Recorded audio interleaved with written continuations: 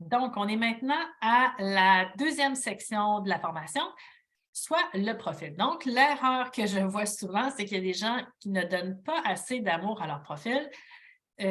Parfois, ce que je dis, mais avant d'inviter de la visite, on devrait faire le ménage, hein, on le fait habituellement, donc pourquoi ne pas le faire sur LinkedIn? Parce que peut-être que vous vous dites: «Mais j'ai mon profil, mais il n'y a pas vraiment personne qui y va, c'est pas grave». En fait, il y a toutes sortes de façons que des gens peuvent tomber sur votre, profil LinkedIn. Soit ils font des recherches, par exemple, quelqu'un qui cherche stratège web, consultante LinkedIn peut tomber sur mon profil. Quelqu'un peut aussi m'avoir référé: «Tu devrais parler à Marie-Ève». Je cherche Marie-Ève Plamondon, tombe sur mon profil. Et pour beaucoup de gens qui sont des solopreneurs, des travailleurs autonomes, quand on cherche notre nom dans Google, on va tomber sur notre profil LinkedIn. Souvent, il va sortir en premier, deuxième ou troisième résultat de recherche.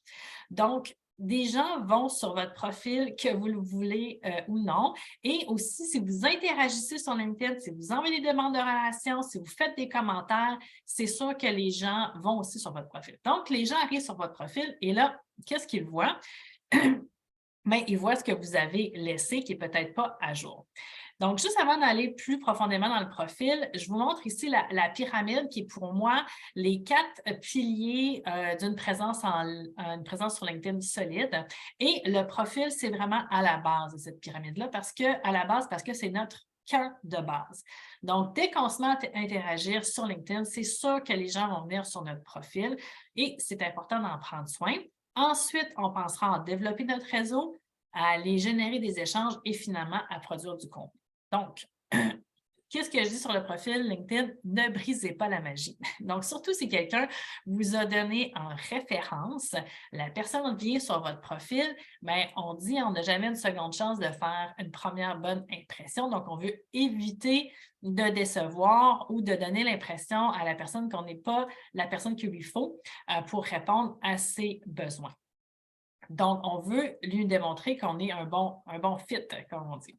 Donc, le profil LinkedIn, c'est votre représentant 24 heures sur 24. Donc, on ne sait pas quand les gens peuvent venir sur votre profil. C'est pourquoi il doit toujours être prêt et à jour.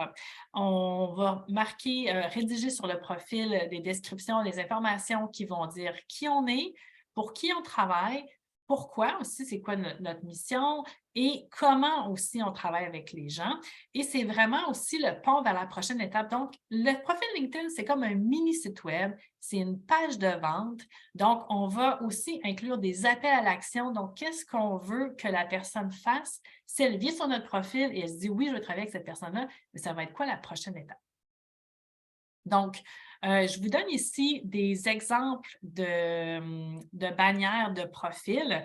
Donc, ces personnes-là ont déjà dans leur titre, on a déjà des informations sur qu'est-ce qu'ils font. Donc, entrepreneur, conférencière, podcasteur. Ici, Véronique Turgeon qui est en RH. Donc, on sait qu'elle est à la tête de son entreprise, qu'elle est côté techno-RH, recrutement. Donc, déjà des mots-clés qui sont là. Alexandre Bouchard, même chose. Donc, ici, il y a beaucoup de mots-clés dans le titre parce que je vais vous l'expliquer aussi. Ces mots-clés-là vont faire en sorte que vous allez sortir dans les résultats de recherche, surtout s'ils sont dans votre titre. Donc, on évite, par exemple, des titres flous comme créateur de carrière ou j'avais quelqu'un qui avait écrit concrétiseur de rêve. Donc, ça ne me dit rien sur ce que la personne fait. On évite aussi des mots très généraux comme consultant, coach, coach de quoi? Donc, si on veut que les gens nous trouvent, il faut avoir les mots-clés déjà dans le titre. Ici, un autre exemple en anglais. Et ici, une amie, Christiane, donc, il y a les mots dans le titre et il y a aussi l'image derrière. Donc, tout de suite, en un coup d'œil, on peut comprendre qu'elle fait quelque chose relié aux vêtements techniques en sport. Donc, avant d'optimiser votre profil, les questions à vous poser, qui est votre cible? Avec qui vous travaillez?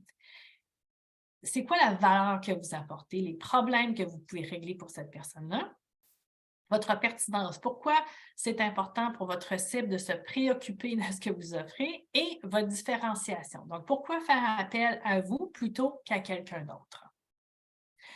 Donc, je vous propose 3 petites actions super simples pour mettre déjà une petite mise à jour de votre profil. Modifiez votre image d'en-tête et de profil. Donc, on néglige parfois la partie visuelle du profil, mais en un coup d'œil, on peut saisir ce qu'on fait, même la personnalité de quelqu'un, juste avec l'image. Ajoutez des mots-clés à votre titre. Donc, si vous avez des mots comme avocat, consultant, coach, allez ajouter des mots qui vont venir préciser pour qui vous travaillez, dans quel domaine, et ajouter un appel à l'action dans votre profil. Donc, dans votre texte d'information qu'on appelle le sommaire ou la biographie, vous pouvez ajouter un appel à l'action, soit entrer en relation avec moi, contactez-moi, vous pouvez mettre vos coordonnées, bref, simplifier un lien vers une prise de rendez-vous, vraiment simplifier la prochaine étape pour la personne qui est sur votre profil. Et ça met fin à cette deuxième capsule de la formation.